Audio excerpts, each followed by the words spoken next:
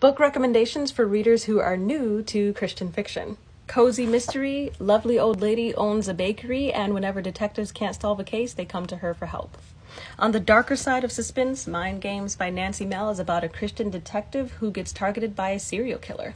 The Living Water is about a young man who's lost his faith in God, so he goes on a missionary trip to rekindle his relationship with the Lord. Unfortunately, he ends up getting stranded and must then depend on God to help him find his way back to civilization. Not going to pass up an opportunity to introduce you guys to my work. The Barren Fields is a Christian post-apocalyptic thriller about a young woman who survives a nuclear apocalypse and then sets out to find her family in the aftermath.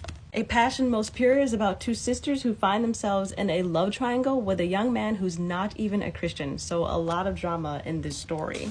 My Christian romantic suspense is a little darker. It's about a young Christian woman whose ex-boyfriend comes back into her life and brings all of his drama from his past, because he's a former member of the mafia, brings all of that into her life, and they must depend on God as one to get through it together. Biblical fiction, The Days of Elijah is literally the fictional retelling of the story of Elijah from the Holy Bible. End times fiction, The End of the World by A. Bean is a trilogy about a group of people who are left behind and must survive the biblical apocalypse.